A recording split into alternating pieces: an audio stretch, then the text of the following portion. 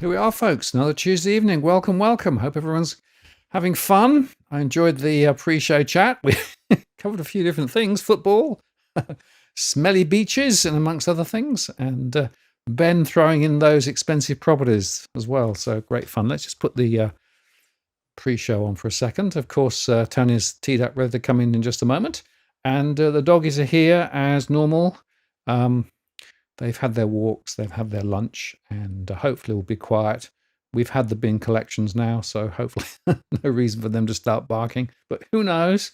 And for those who may not know, here is the studio view, which basically shows you that Tony's teed up ready to come in over there. We've got the multi-view, we've got the chat, we've got the other bits and pieces that go on to make the show, and it's all controlled from the various buttons that I've got here.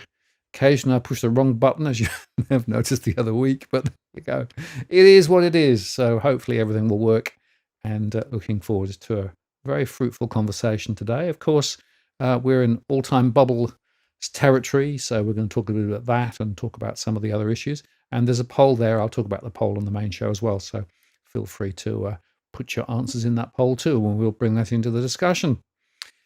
Quite warm here, not as warm as it's been, but we've had very little rain the last few weeks, and it's very, very dry. And they're now saying that we might get a bit of rain next week, but it really has been one of the driest summers for a long, long time. So the grass is grey. Good news, you don't have to mow it then. Right, well, I reckon we're pretty much on time, so I'm going to take the pre-show off, and I'm going to start the show. I'll be back in just a moment.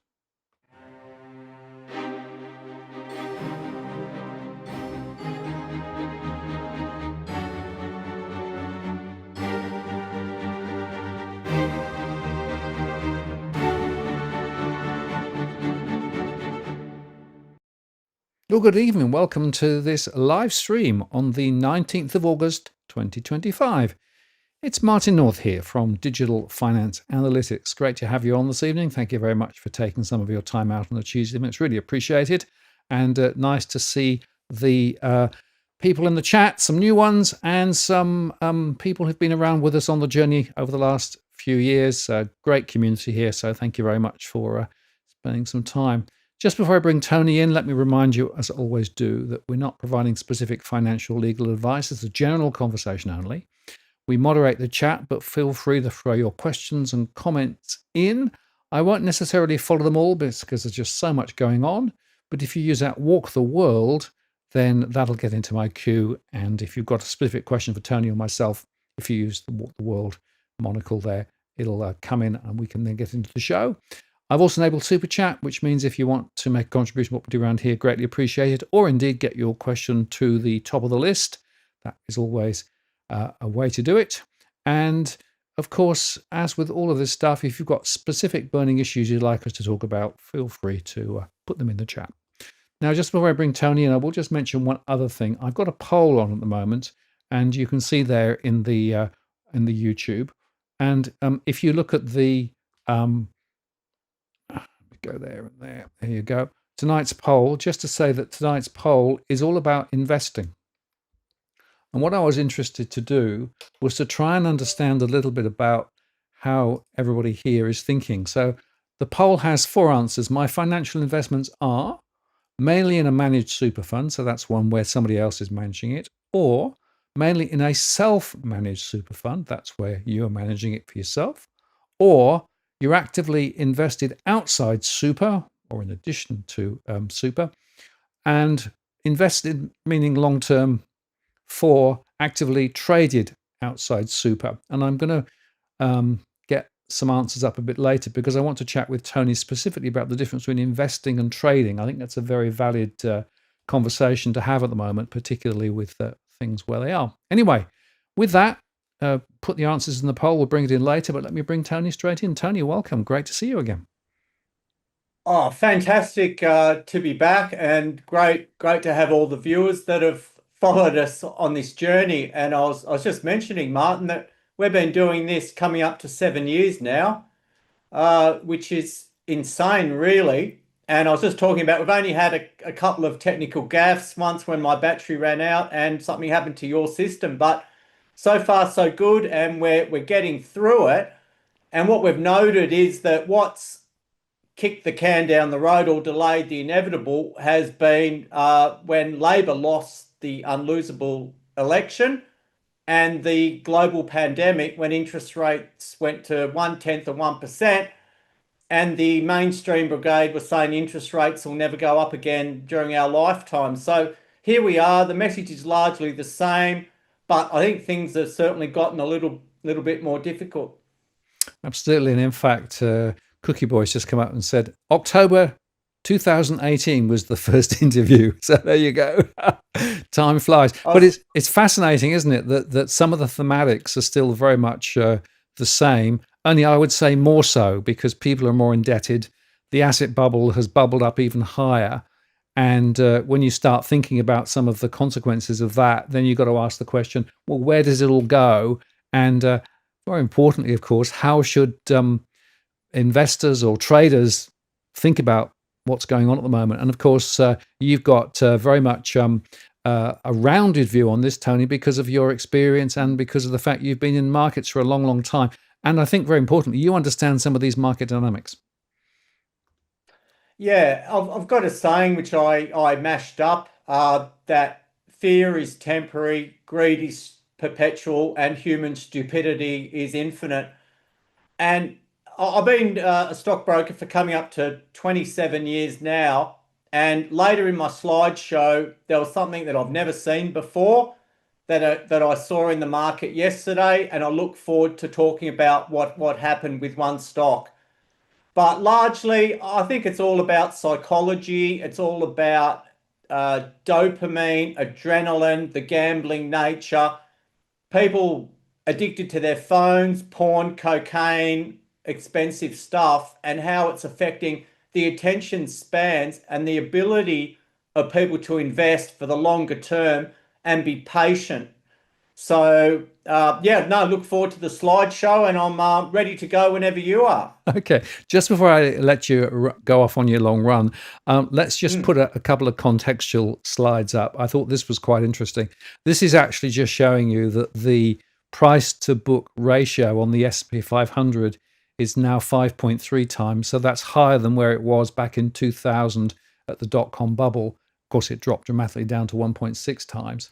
And the other quite compelling story here is if you look at the NASDAQ, the market cap is 145% of US M2 money supply, which is pretty much as high as it's ever been and way higher than where it was in the dot-com bubble, right? We've also got, of course, global public debt going through the roof with not just the US, but China and pretty much all the other countries still throwing liquidity into the system. We've also got the situation that the SP 500 is supported by what, roughly 10 companies, mostly, the high tech comps, as you perhaps would expect. And you've also got this little issue that this time of year, August to October, we tend to go sideways rather than anywhere else. So when you put all of that together, Tony, I sort of sit here and think, we are in interesting times.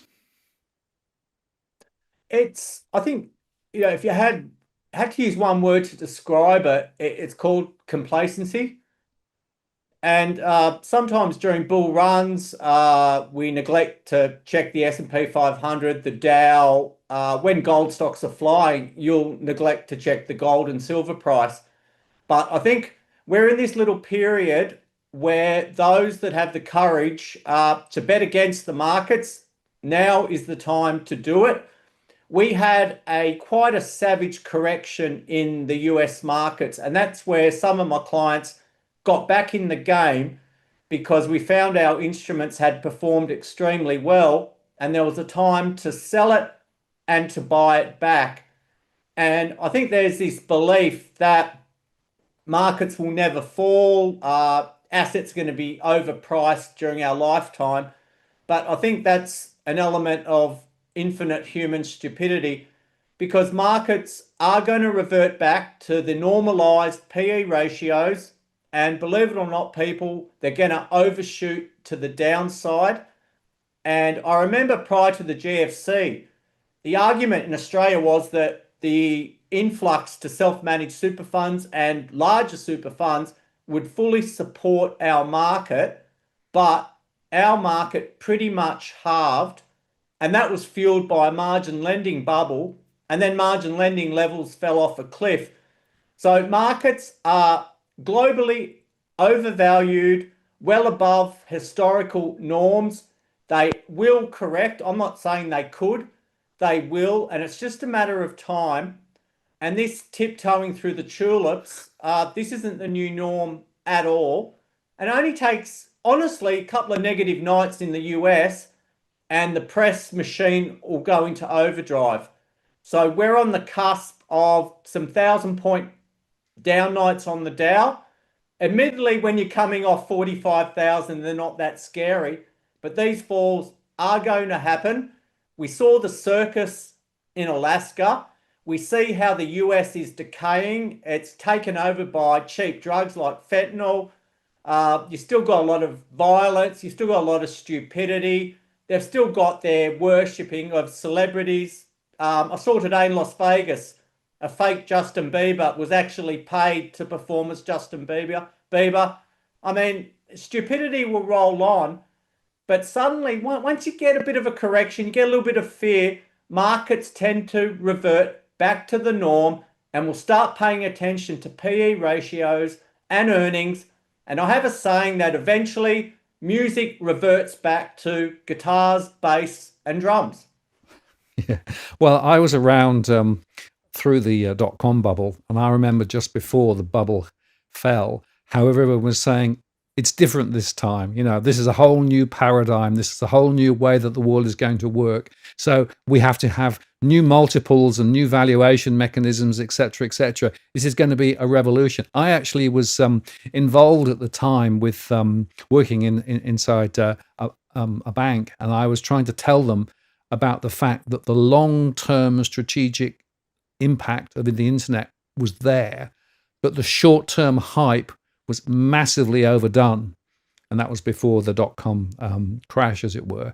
And of course, people didn't believe that markets would come back, but they did. And I rather feel a bit the same at the moment with the AI story. Now, I think AI is important, but I don't believe it's as important as the markets are thinking it is. And like I said, 10 stocks really are driving the S&P 500, which sort of, puts a little bit of an uncomfortable sense in my mind, Tony, about what may be happening ahead. But of course, the title of this show was Can You Handle the Truth?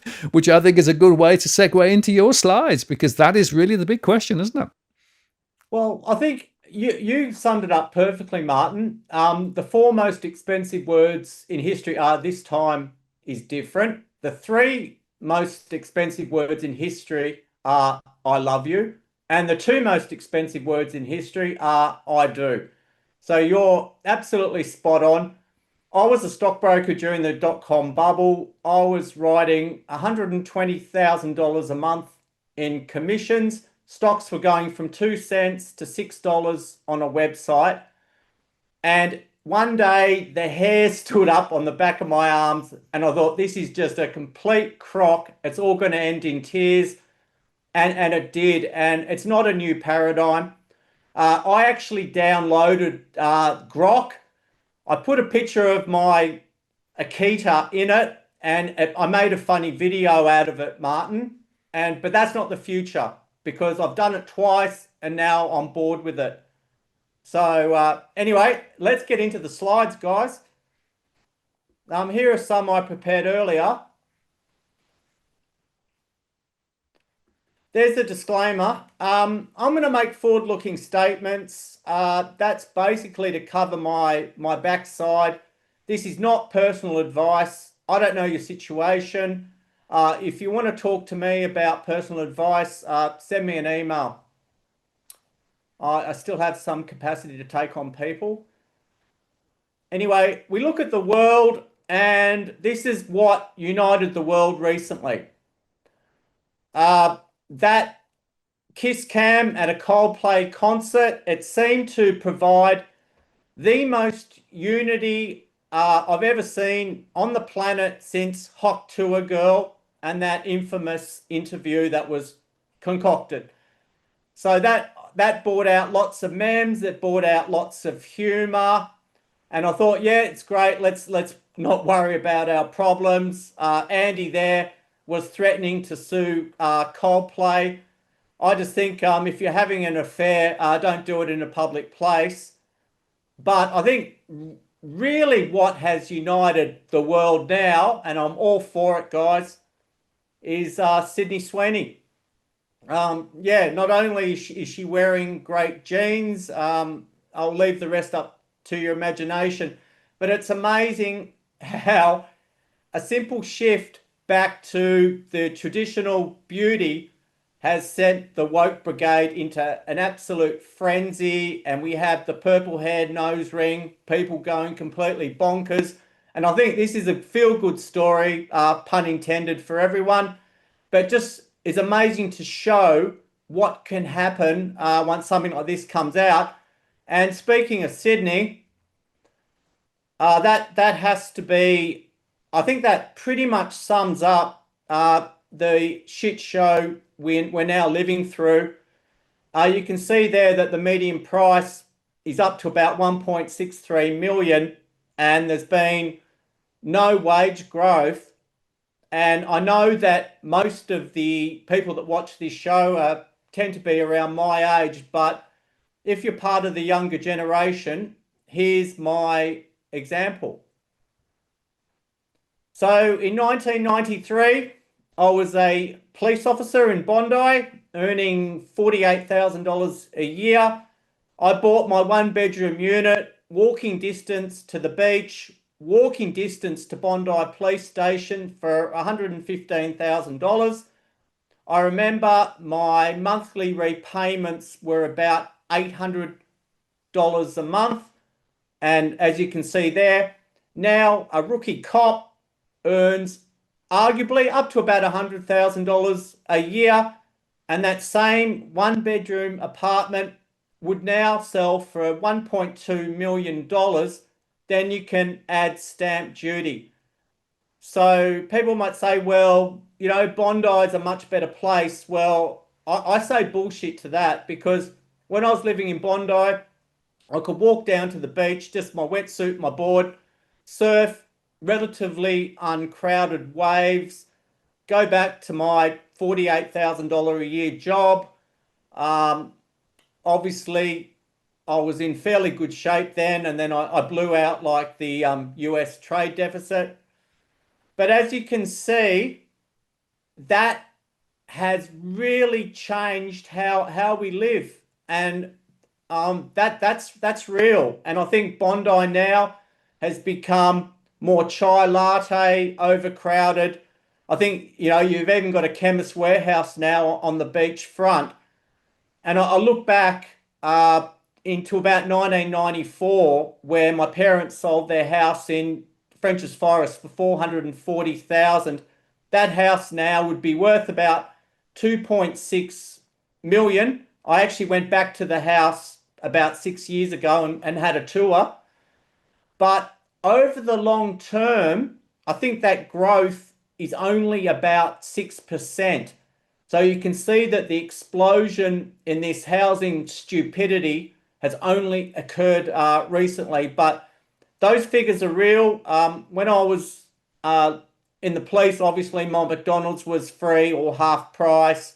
It was easy to eat takeaway food. It was easy to go out and gamble, drink, and do all those other things. But that is a real shame, and what the youth of today are up against. And it really hurts, because a large proportion of anyone's income now is just spent on shelter. I mean, my unit was it was shelter, nothing more, nothing less.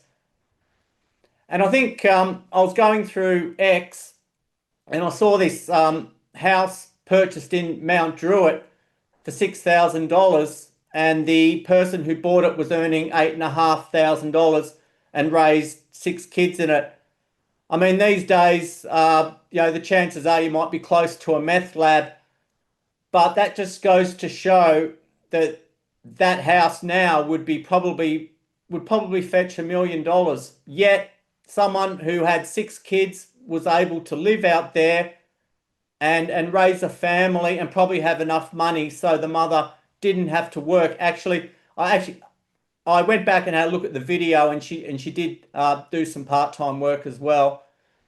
And I think the tweet on the right, it just shows how ridiculous life has become. You go to the Ekka show in Brisbane and help yourself to a $55 burger and chips, and heaven help it if if you're gluten free these days, because they just slam you extras, and that's ridiculous. And I notice that when I take my kids out to the AFL, we're quite regulars at Optus Stadium. It certainly adds up. But that's how sad things have become.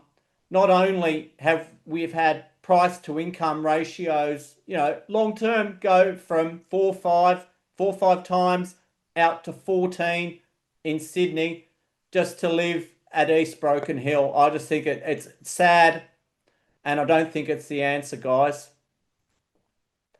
So I'm about to put a fork in it, just like the Collingwood Magpies grand final hopes for this year. Now, I think it's not often that we look across the ditch, but this was from February this year, and it just shows that New Zealand house prices were starting to come off quite badly. That's quite a decent drop. And I make no apologies, Martin, for stealing one of your slides that shows that Auckland's down 23.6% from the peak. And I think that that's only going to get worse. And if we look towards Canada, I think Australia is probably going to get the bronze medal when it comes to housing bubble collapses. So I know we've been saying it for a long time. There's been a lot of factors that have delayed it. As I mentioned, the 2019 election. And it was funny, I got the program for the Resources Rising Stars conference today. I think it's on the 16th and 17th of September up at Royal Pines. And Stephen Koukoulas, the infamous economist, is actually closing the conference. And long-term fans of this channel will know that I made a bet with Stephen that the housing market would fall by 35%. He offered me very generous odds. And prior to COVID, the funny thing was I was actually on track to lose that bet. And then suddenly the pandemic hit. We had interest rates go to 0.1. And I ended up losing that bet. And I guess, though, that the losing that bet, the pain was kind of taken away in the fact that I could fix my 5-year mortgage at 2.64. And it's just funny how quickly life passes you by, because I've only got about 15 months left of that beautiful rate. But anyway, New Zealand is showing signs of a major collapse. If anyone thinks we're better and smarter than them, I could assure you, think again, guys.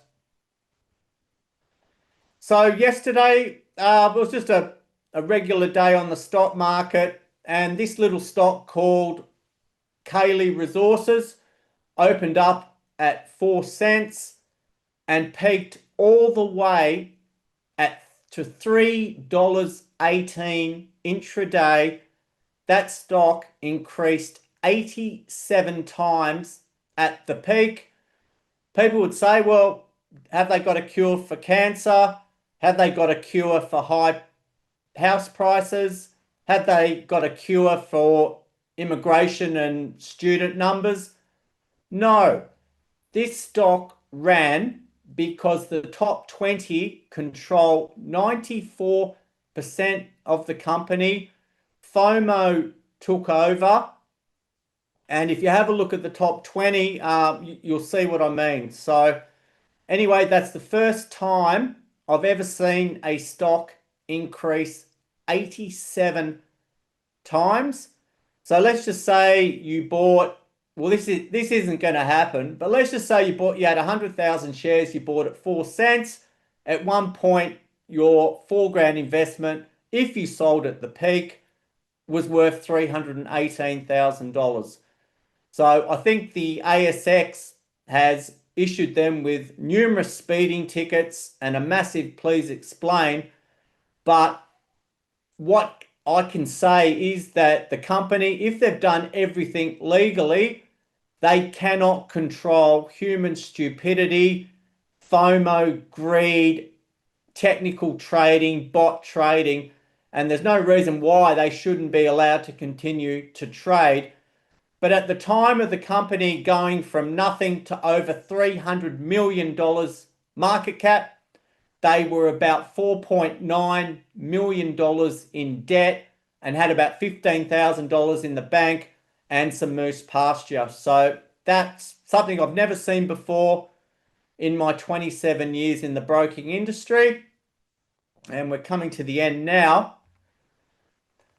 For those who have binge, I strongly suggest you watch that show, Who Broke the Australian Dream. It's on buying a house, renting. I think it's one of the most well put together programs on the housing crisis in Australia. Highly recommend it. I wrote a review on Twitter, so check it out, guys. If not, try and find it online.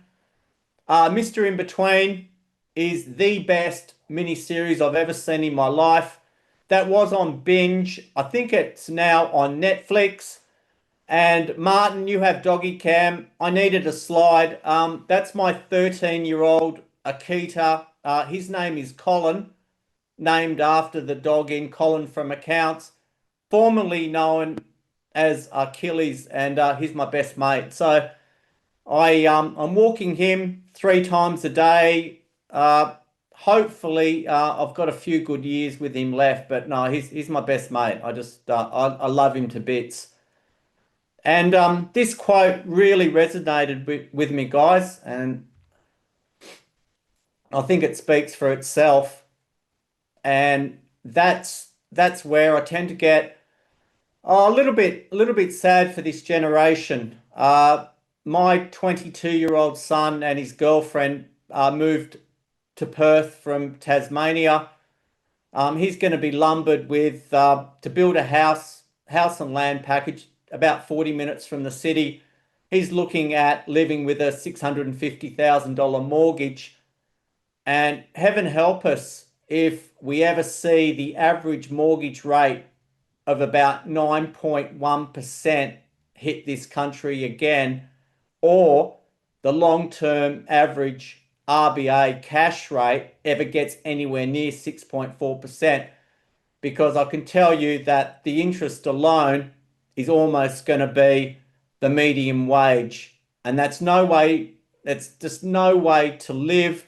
And it's right. We don't have aspirations to have a boat or drive a Lambo. I think, we do get a little bit of FOMO, but we just want to be comfortable. We just don't want to worry about money. And, this period of absolute nonsense where house prices, rent prices. I saw a tweet recently, Osborne Park, a suburb around where I live in Perth, had 94 people queuing for a rental. People can't even get a place to live. People are renting out garages. There's mold.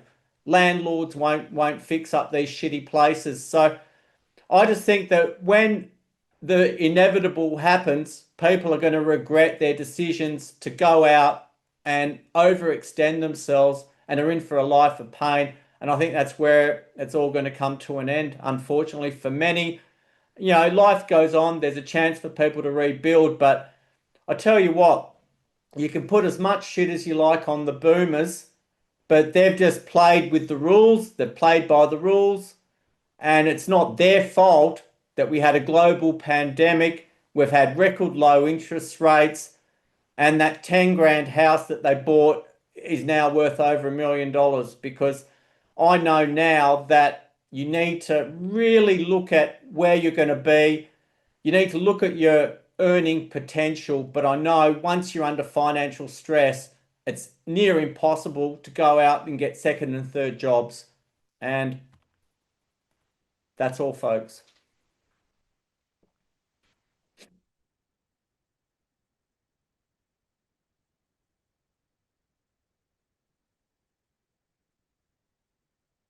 Yep.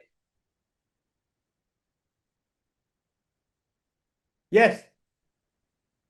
Yep.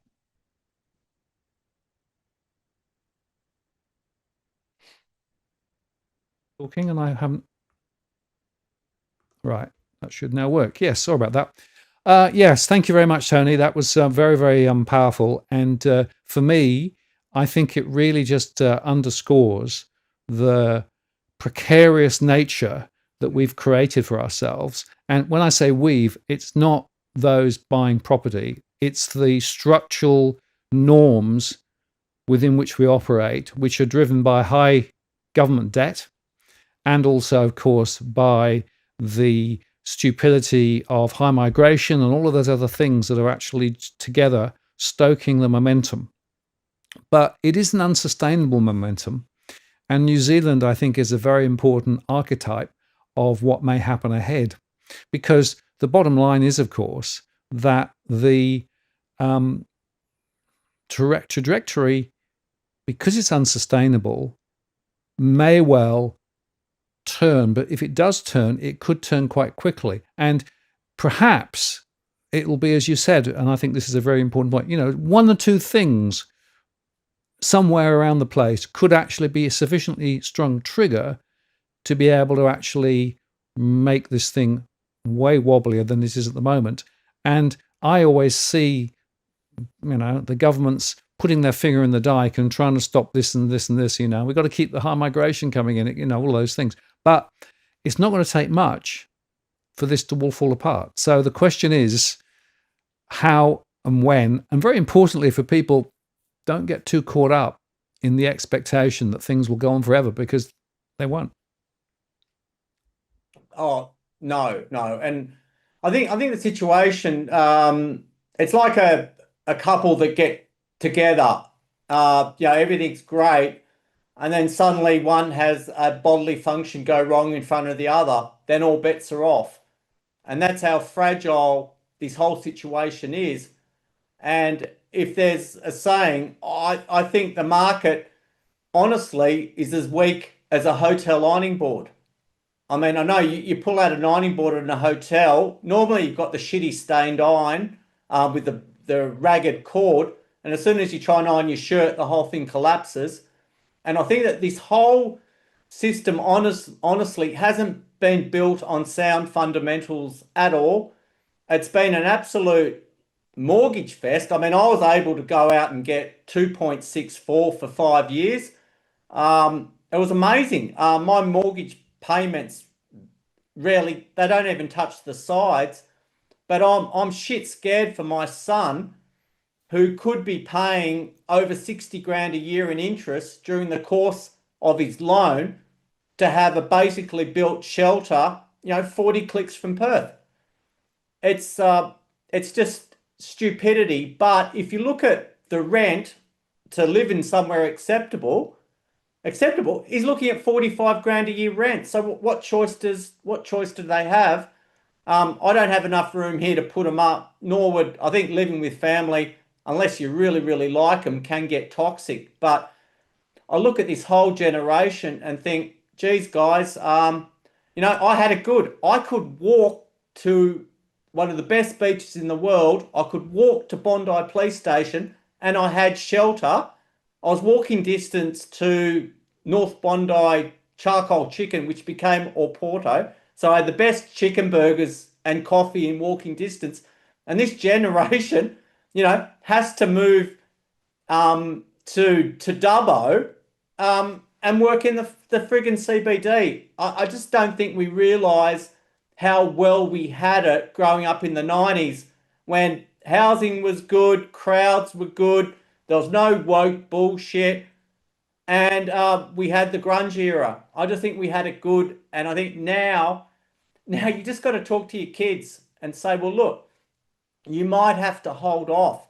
Sit down, say, look at your income, look at all your subscriptions, go through and cancel them.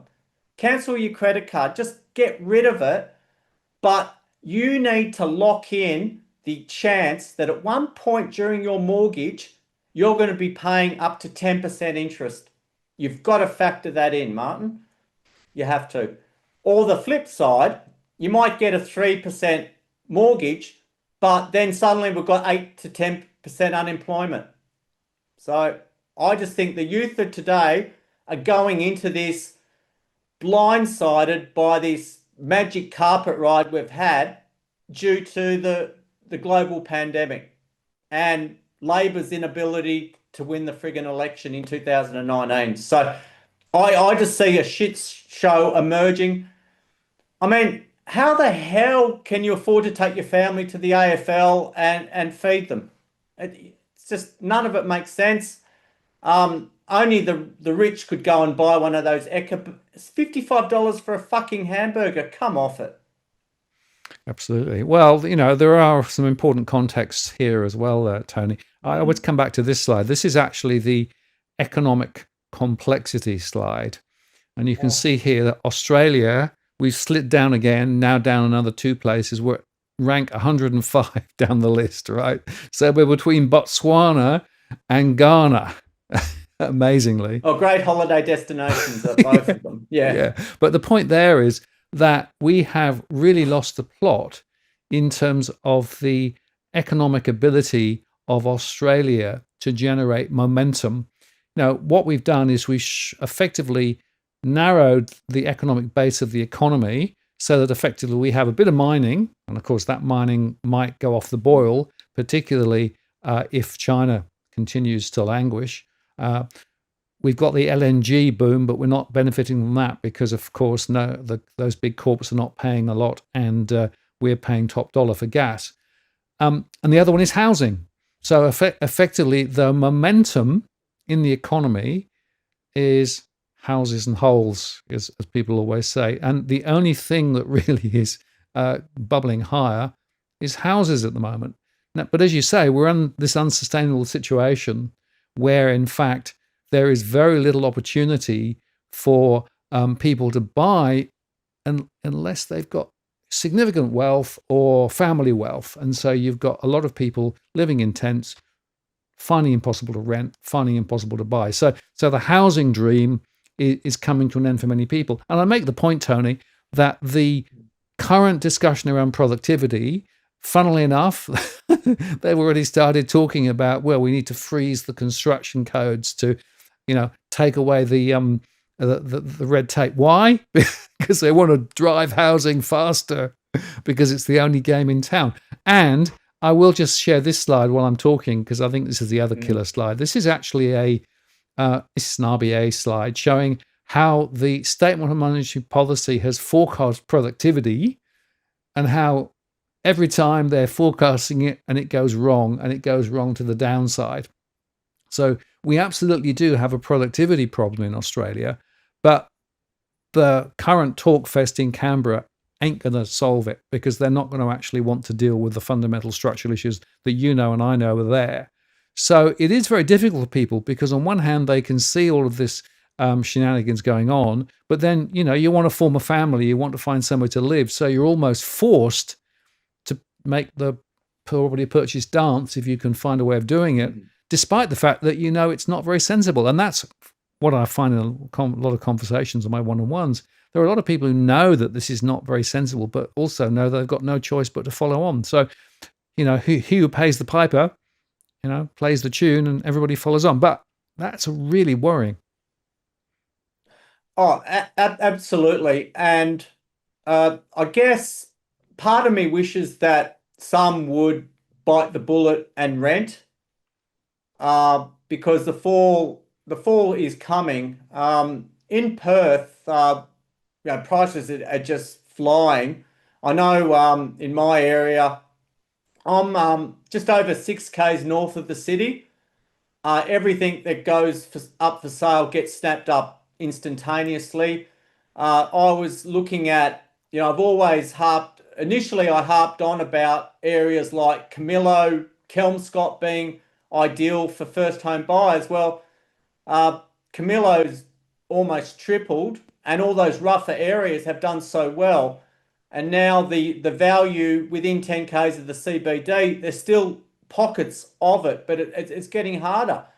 But in Perth, we're still relatively on a historical basis, we're still expensive, but we're nowhere near the stupidity of the East.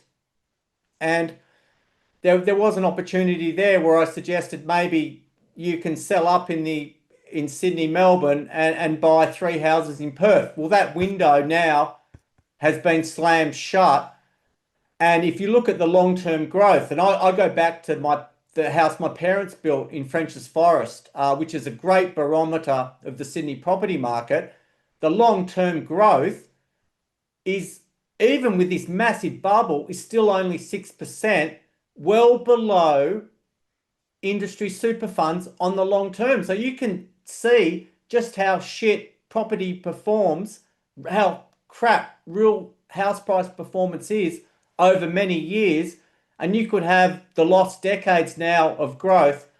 So where I think the money is going to be made is people that have the capacity to buy small companies that are cheap. I just think we could have eventually a PE expansion in Australia where people think we're the safe haven of the world. You've got to buy Australian stocks, and our stocks become violently overpriced. And I still think we have the potential for that. And we also have the potential for mining stocks to catch up to the prices the miners are getting. Yes, well, I think it's very interesting times, and the markets are relatively buoyant at the moment, of course. And if you want to sort of just check out the ASX 200, we came off the recent peak, but we're still very much in stretched territory. And it's not just us, of course. You can look around the place as well. The S&P 500 just off its highs. The VIX is way down, which of course normally in time of uncertainty would be a lot higher, but it's not particularly higher.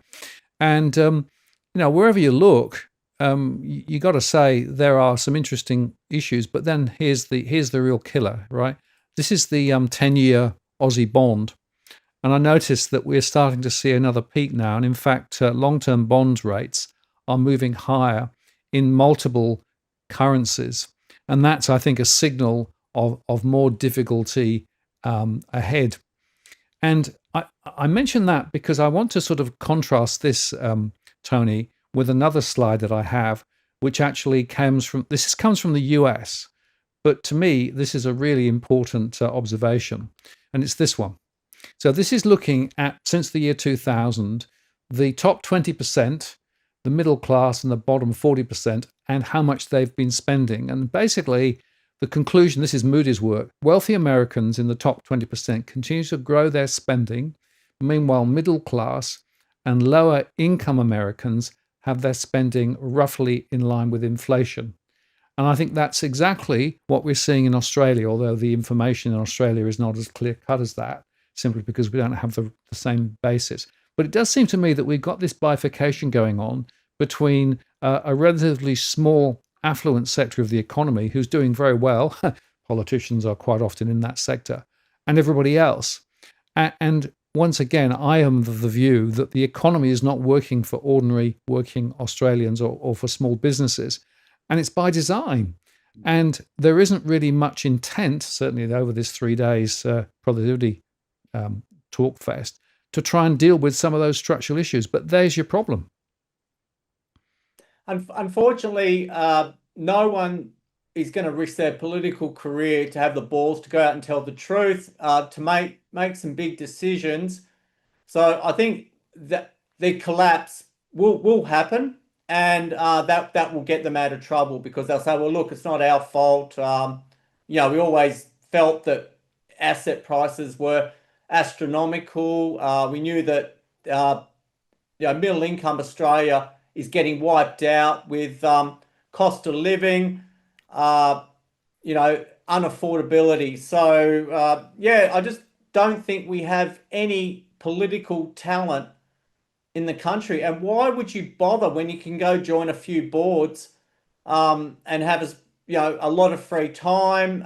You're not in the public eye. But I just think that even though Trump's broken the mold of your classic presidents, we can see what happens. And there was a chart that came out of the US. It was a guy that follows housing saying that the number of buyers and sellers in the US is way out of kilter and it's the worst ratio in history. So if that doesn't tell you something, they're in a lot of trouble. And I know a lot of, if you look at the price to income ratios in a lot of places in the States, a lot of them are trading between 4 and 7 times, and they're now in trouble from a glut of supply as well. So, once the balance tips in favor of buyers, once there's too many sellers, markets fall. And I always have a saying, real estate agents have to eat first. And if they can show that 2 or 3 houses have fallen 20% in a suburb, they can make prices fall 25, 30%. So, it is all based not on fundamentals. Yep, sure, it's a great place to live. We've got a great climate. But as I mentioned before, it's as strong as a hotel ironing board, and that will collapse. And that it will happen. There's no two ways about it. You can't say, well, look, we're going to have, was that guy in 1929 saying that share prices had reached the plateau and would stay there. Or in 1901, someone said that everything that could have been invented has been invented. I think generally people are good, inherently good, but once you start to see asset prices rise, or you see a new product come out of the market, or a celebrity endorsement, people are stupid, and that stupidity is infinite. Well, Cookie asks a good question. What is holding the markets up? Is it the government, hedge funds, etc.? And the answer is a combination of things. Obviously, the continued government deficits, still building ever bigger, is part of the issue. Plus, of course, the banks are able to leverage off the liquidity, and as prices go up, they can effectively create more mortgages, create more loans out of space, and then on it goes again. So liquidity is part of the issue. I think also, just to stress again, we have the situation where, of course, not all stocks are actually behaving the same way. And of course, in the US, we have those mega tech stocks, the AIs, which are way overvalued on any fundamentals that I can understand. Of course, we have our own little tech stock, CBA, right? And the interesting story of CBA here, this is the CBA chart. Well, it's come off its highs. CBA was being valued as if it was a tech stock rather than actually a pretty bog standard high margin bank business, because of course people pay more margins in Australia relative to almost every other country, Western country at least. But CBA is now down to 171 from close to the 200 mark. And the story, of course, is that nobody quite knows where it's going to go next. And it's fascinating to me, I don't know whether you saw this, Tony, but a number of bank analysts have been saying for months, we don't understand how CBA can possibly be valued at this amount. It doesn't make any sense on any fundamentals. But this is not fundamentals, and that's my point, really. The main reason why the markets are continuing to bubble higher is not really fundamentals. I mean, they try and justify it. In the US, they say, well, we're going to get massive productivity improvement from AI or something, or we're going to get massive government support for, or the Fed will cut rates dramatically, despite the fact that inflation is extremely high. I have to say that the talking heads, particularly in the US on the markets, are not talking a lot of sense at the moment. And it's fascinating to me how they've all swung around now to talk about, we're going to get another high, it's going to go up again and again. I am much more skeptical. I don't think that we can really justify where markets are currently are. Look at the 23 times the S&P 500. They are fully priced. And yet people are still banking on more. I'm just not sure. But I will say this. One of the real interesting levers is the passive investment strategies that many people have. What that means is that if, for example, Nvidia continues to bubble up and is a larger share of the S&P 500, all of the passive funds have to buy it. And so you've got this structural issue at the moment because of these various significant passive investors, and more people are going passive because the fees are lower. What it means is that it reinforces an upward cycle. But the reverse is also true. If markets actually did start to correct, so if the AI stocks did come back, they would have to sell, and that would actually reinforce the down cycle too. So to my mind, it's the programmatic trading and it's the passive funds that are rather driving some of these trends. 100%. And I look at I'll just go back to the Australian banking sector. Let's look at it as four hot chicks, right? Maybe we have Sydney Sweeney, Sydney Thomas. She was the ringside girl in that black and red. Maybe add Anne Hathaway for the thinking man, or Emma Alphabet, a model that I can't pronounce. But why should CBA trade at 30 times earnings and the ANZ trade at 14? 14, right? So these are equally hot chicks. Or why should the NAB trade at 17 times price to earnings ratio and Westpac 16? So NAB's 17, Westpac 16, ANZ are trading at 14 times, and we've got CBA. Now, I mean, it's ridiculous, but that's just money flow. And the perception is maybe the Commonwealth Bank has a greater share of mortgages. Maybe they're more trusted out there at the moment. I think their new ad's ridiculous. You know, I don't like stocks. I'm an ice cream man. I mean, what the hell? Is that going to make me change banks? I don't think so. But that PE ratio is certainly a growth stock.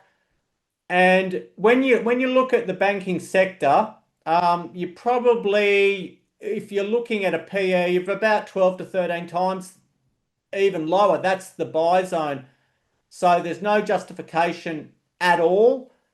If you were looking at a dollar cost averaging program, or you're getting your kids interested in the stock market, why wouldn't you start to dollar cost average a bank like ANZ as opposed to the Commonwealth, which is the Sydney Sweeney of the Australian banking sector, whose premium is clearly not justified, Martin?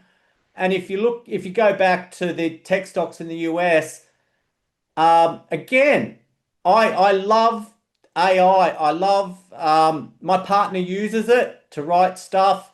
I like to write emails the slow way. I like to have fun videos of my dog, or have Jennifer Lawrence shake her booty because we're all celebrating her 35th birthday. To me, there's three letters, and that's FAD, and it's not a new paradigm. We said that about .com so long ago. We said the same about fidget things, Rubik's Cube, football cards, Coca-Cola yo-yos, Cabbage Patch dolls. It's not forever, guys. It's a fad. It ends. We've had massive earnings. You're right. ETFs. Don't pick stocks. Just buy a bloody ETF. But the one ETF we have used successfully in the past, and now's the time to look at it again, is the BBUS. It's now trading around in the 320 range. It was $6.80 not that long ago, and that gave my clients a chance to say, well, look, the US market will bounce. But again, I think that's a worthwhile strategy going into something where you're buying all the good news about the S&P 500, unless you're not going to see another fad. So markets are complacent. Normally after complacency, you get exhaustion, then you get a little bit of fear, and it won't take much for that market to correct, but it's inevitable because we're doing this live show saying that markets are historically way overpriced. It's been driven with superannuation funds, passive inflows into the market. A lot of it's high frequency trading. A lot of the US markets is computers and it's bound for failure, just like when you computerize other systems. So I think relevant point there is that the ASX 200 uh, PE wise, it's about 20. It's historically overpriced, not violently overpriced, but I think we're probably going to have a decent correction before we become a safe haven. Because I think once you see the US market crumble, and it will go down with it, that will be the time to go full bore into Australian stocks. And hopefully by then, CBA's PE ratio is at a more realistic level.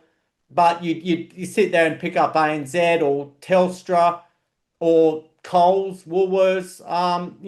That's how you're going to build wealth, not by buying property in Sydney. Well, that takes us to a very interesting discussion that I think we want to have now, Tony, which is the difference between investing and trading, right? Because one of the things that we have seen is a lot of volatility in the last year. Prices were way down in April and they went way back up. So it's quite useful, I think, at this point for me to bring in the answers to the poll. So I basically asked this question. My financial investments are mainly in a managed super fund, 38% of the audience, mainly in a self-managed super fund, 12%, actively invested outside super, 35%, and actively trading outside super, 15%. I'm going to end the poll now on those numbers. But Tony, for me, this is a really important discussion about investing within super or not within super, and very importantly, the difference between investing and trading, because investing and trading aren't necessarily quite the same, are they? Oh, hell no. And I I used to be involved in day trading for clients quite successfully. We'd often do it on a profit downgrade and you trade the dead cat bounce. But to me, trading is gambling, and I've pretty much eradicated trading from my clients completely. What we will do though is once I understand a stock and have a firm knowledge of the fundamentals, we can range trade some of that. Just say what are my top stocks, get sold down from 20 cents to 10 cents. We might buy it at 10 for that recovery.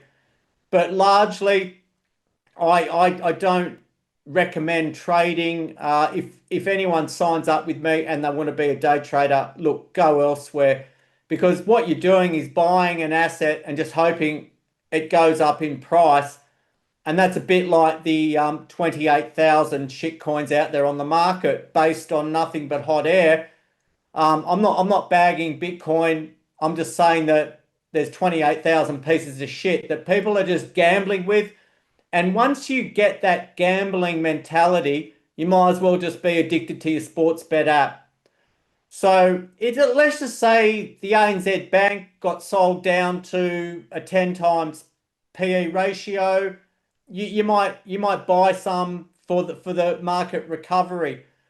But what I'm seeing now, it was just interesting. Our dealer's assistant left a couple of weeks ago to join the WA police. And I'm thinking, wouldn't it be great to stay in a job like that, to rake in the super and have some stock market knowledge, knowing that after your working life, you're going to retire with a shit ton of money, but you can make money outside of that. And I think for some people, self-managed super, I wouldn't recommend it to most people if you've got that gambling mentality. And I think it's far safer to have your money in an industry fund or the bulk of it earning 8 to 9%, which is still better than French's Forest real estate long term, than have it punting. Now, if you can manage assets, understand ETFs, you understand bullion, you understand all the asset classes and can do it yourself, obviously you're going to outperform self-managed, but not many people can do that. So what I'm going to do with my children is say, look, I can teach you the stock market outside of super. I can help you with growth stocks, but go hard in your super. Uh, if you're going to sacrifice, make sure you can eat and you can turn the heater on or air conditioning. But I just think trading is a way towards disaster because you might start trading quality assets, then suddenly you're flowing with the effluent. And as we saw with that stock that went up 8,700% yesterday, at any time, the ASX could kick them off the stock exchange.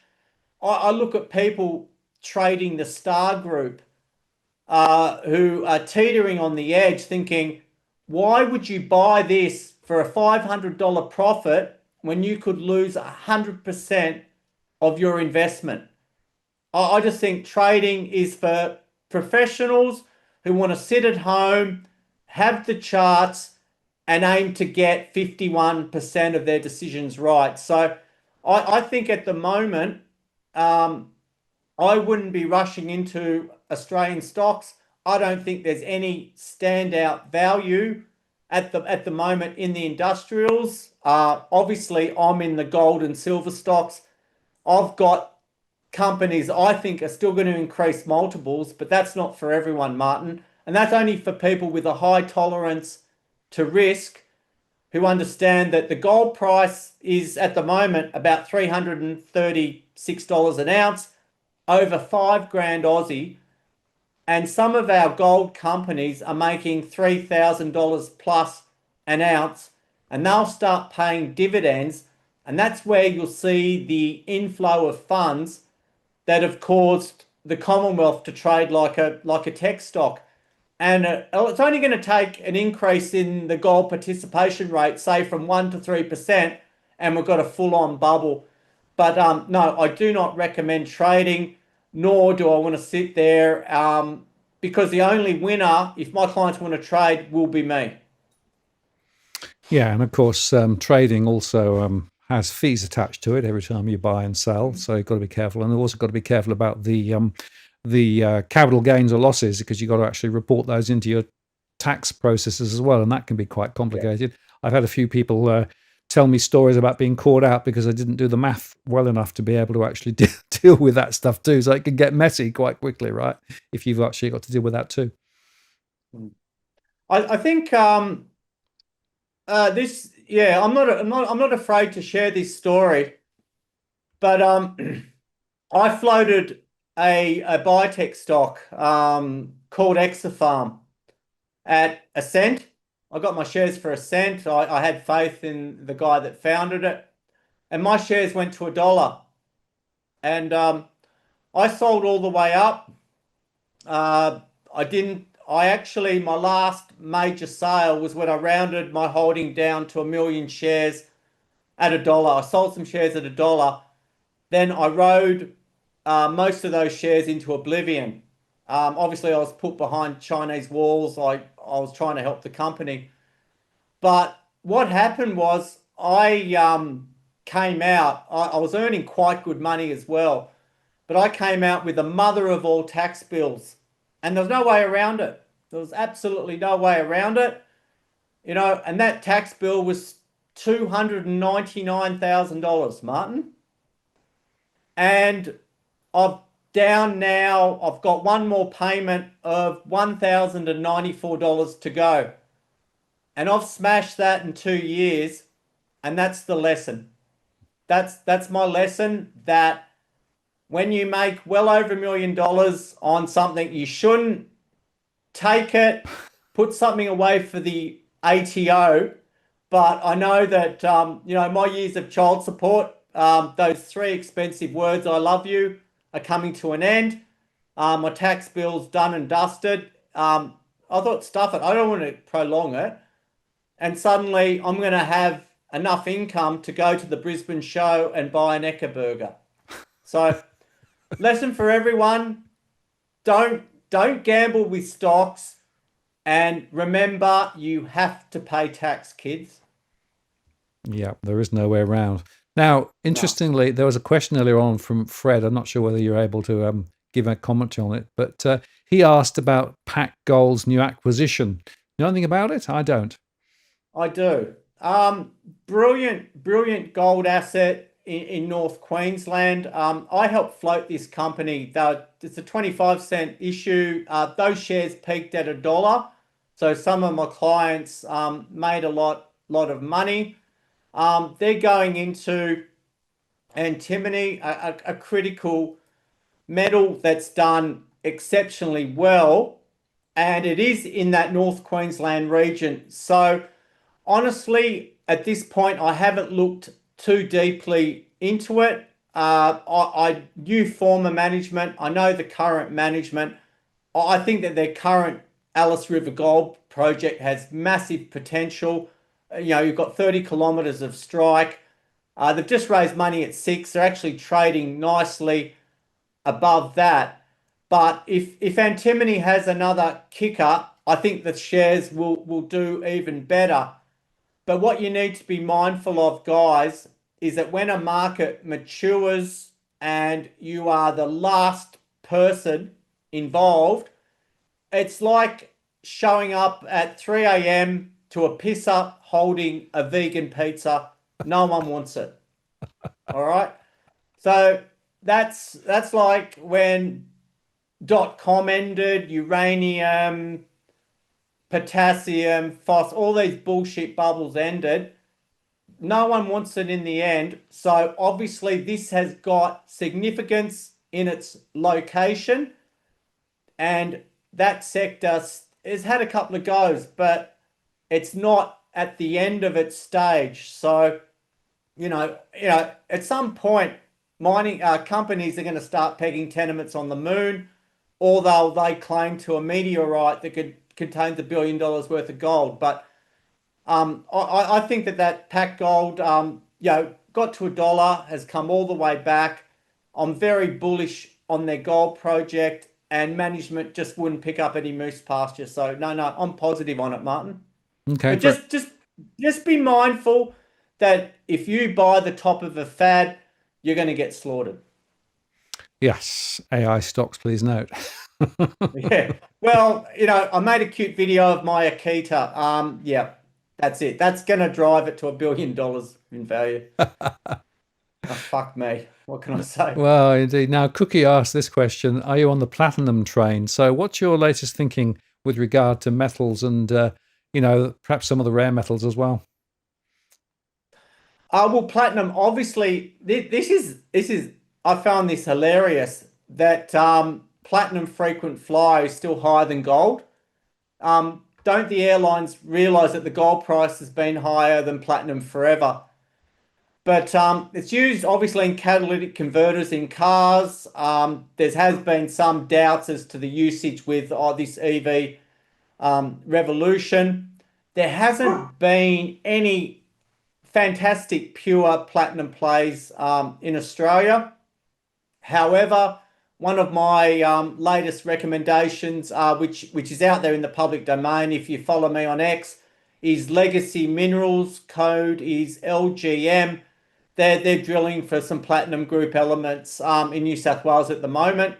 So I think the hype with your platinum palladium will come from mainly the explorers, because we haven't had that exposure to the producers. So I'm on that train, but I accidentally fell off. I accidentally fell asleep on the last journey. So yeah, I'll ride it. But yeah, Legacy LGM one to look at. They're about 15 cents, but I have recommended it in some columns, and you'll see me talk about it a little bit more. Yeah, thank you. The dogs have gone off because the bin collection is happening in a minute. So sorry about that. It's part of the problem at this time of day. The bins are here. So Tony, as we come to sort of towards the end of the show, then what we're really trying to say, people, is people be a little bit cautious, a bit careful. Don't be lured into this artificiality that we've got here. What's your best advice to people at the moment? They're in the market at the moment. Should they buy down protection, options, or should they just hold, or I mean, how do you think about it when you're at these exalted heights in the market? Well, I think pretty much, you've got time, and there's been no greater uh, destruction of wealth than in the search for yield. So I'd almost say that anyone that's got uh, a heap of cash to sit on it at the moment. I don't think there's any rush. If you're going to go for the ASX 200, I'd actually hold off.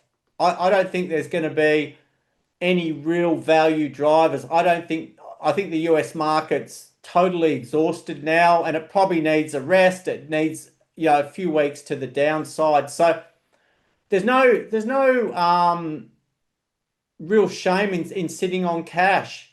Um, you know, People might say, well, I'm not going to sell my Commonwealth Bank shares because I don't want to pay capital gains tax. Well, what happens when they're $170 and suddenly they're $120? So I think tax, it screws with your mind. So unless you're a stock picker, sit on some cash. If you're prepared to take a higher level of risk and think, hey, wait a sec, this world's batshit crazy, look at the BBUS ETF, look at the parameters. You have to do your own research. But I think around $3.20, $3.30, in the event of some volatility increasing, I wouldn't be surprised to see that increase 50 to 100%, Martin, and then keep going. Because at the moment, those that bought at the peak have suffered terrible losses.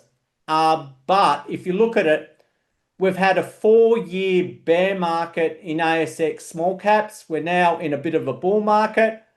And we've had this never ending, it feels like a never ending bull market in ASX 200, bank stocks, tech stocks.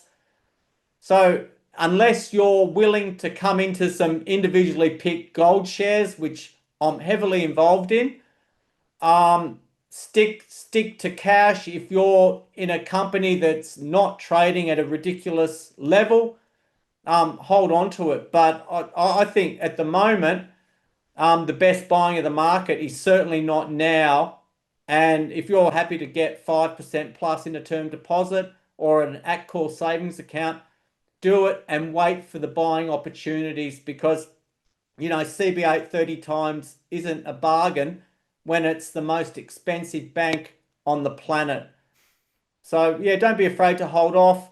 I've obviously got my pet favorites. I don't need to push them here. If anyone wants to reach out, I have a website. I think you've put that somewhere there, Martin.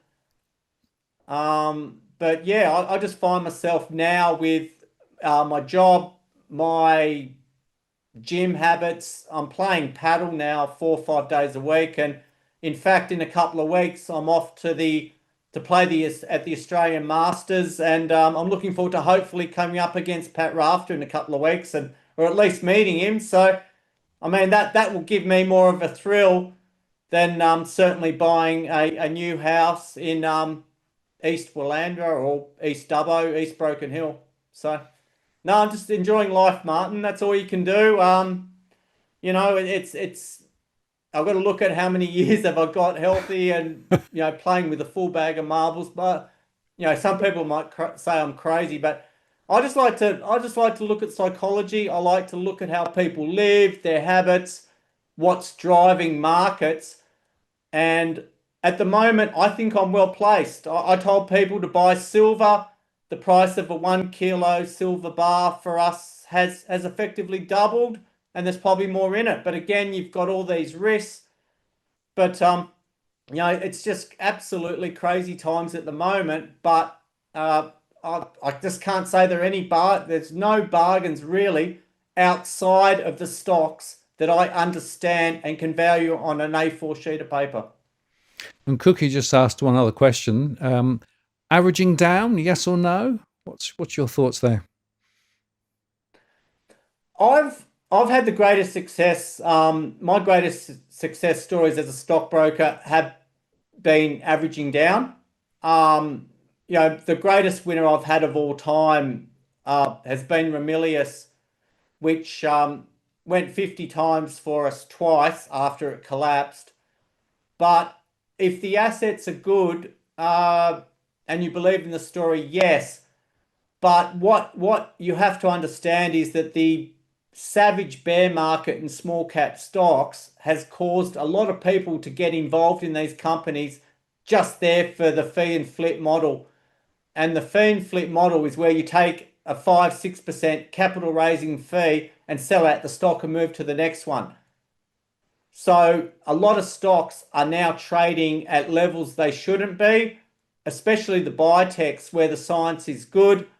But at the moment, my favorite gold stock, Saturn Metals, and I actually went out to their potential mine site out near Leonora a couple of weeks ago, actually about a month ago.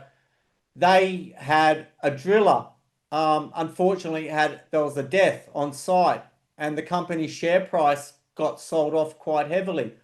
And we also had a US fund sell most of their holdings down to 18 cents. I said, look, I understand the asset, I understand the growth potential, and I got everyone to average down. So sometimes it's going to blow up in your face, but I think you need to have a deeper insight into the company. You need to have faith in management, and unfortunately, a lot of speculators and investors out there, Martin, are too lazy to do that, and that's where I come in. And sometimes, you keep catching a falling knife, and there's lots of things that can happen outside of your control.